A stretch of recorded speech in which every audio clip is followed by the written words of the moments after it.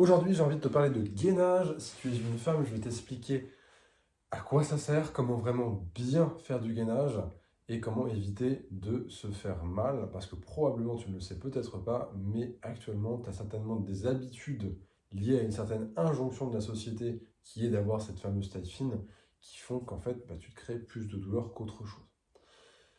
Alors, l'objectif ici, ça va être de comprendre déjà ce qu'est le gainage. Le gainage, c'est simplement une fonction. Ce n'est pas une partie du corps, ce n'est pas les abdominaux, c'est la capacité à rester stable dans un mouvement qui, par essence, va être dynamique, comme se relever, s'asseoir. Alors là, je le fais vite, on peut le faire plus lentement. Donc, faire du gainage en statique, dans cette position, n'a pas beaucoup d'intérêt parce qu'il ne renvoie pas à cette fonction de maintenir une certaine stabilité dans quelque chose de dynamique. Le problème aussi qui est très très récurrent chez la femme, c'est que vous avez tendance, et malheureusement c'est comme ça, encore une fois c'est cette histoire de regard des autres, qui est que vous avez trop souvent tendance à contracter volontairement vos abdominaux pour essayer de rentrer le ventre. Ça vient créer une tension inutile, et même qui peut justement être à l'origine de douleurs, notamment au niveau lombaire. Il y a aussi beaucoup de pratiques qui vous amènent à penser qu'il est nécessaire de tout le temps contracter ses abdominaux et son périnée pour protéger la colonne, parce que le périnée c'est important, ok, très bien. Mais en fait, encore une fois, cette contraction volontaire, même si elle n'est pas inutile dans l'absolu, elle est utile dans des cas extrêmement précis, et j'ai envie de dire, elle est surtout utile quand on a déjà une certaine expérience du mouvement. Simplement, il faut revenir à des choses plus simples et de se dire à quoi ça sert de bouger. Ça sert à pouvoir se déplacer. Et notre corps, nous avons été forgés pour pouvoir nous déplacer en nature. Et ça passe par des choses très simples, comme être en capacité de s'asseoir et de se relever du sol. Ou alors de faire comme ce que font les bébés pour pouvoir construire leur force, leur équilibre, leur coordination, c'est faire du 4 pattes. Donc, je t'invite à te mettre dans cette position de 4 pattes pour commencer. Essayez de poser bien la main à plat et repousser le sol pour décoller les genoux. Première étape, essayez de rester quelques secondes comme ça. Je sais, pour certaines personnes c'est facile, pour d'autres c'est déjà pas évident. Ensuite, soit tu peux recommencer la même chose pour déjà prendre bien conscience de l'exercice. Donc l'idée c'est de ne pas se laisser retomber dans cette position, bien repousser le sol. Et ensuite, l'idée ça va être d'essayer de commencer à déplacer un pied, une main. Alors sens-toi libre de le faire un petit peu comme tu le veux, dans tous les sens, lentement, sans trop d'à-coups.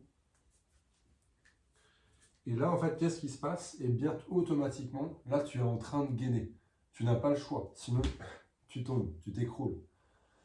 Donc, ça va, mais tu n'es pas non plus en train de penser à gainer. Tu es en train de penser à faire un mouvement de 4 pattes. Un mouvement qui va te permettre de te déplacer, tout simplement. Ça, c'est le premier exercice. On peut y passer des années.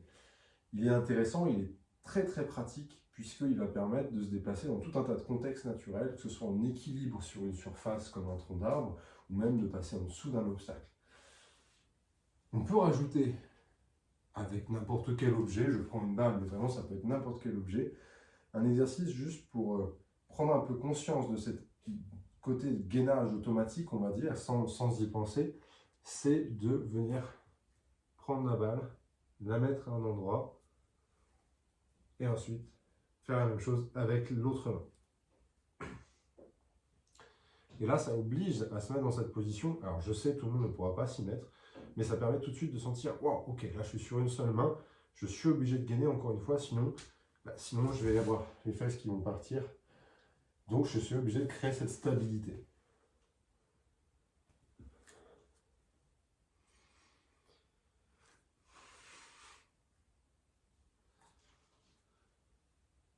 Voilà. Dernier exercice que je peux te proposer.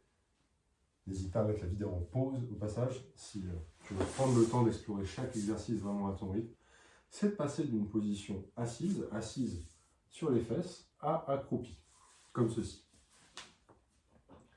Alors, on vient placer les deux mains d'un même côté. Je conseille au départ d'utiliser les deux mains. C'est un peu contraignant, mais ça va permettre d'avoir un peu plus de force.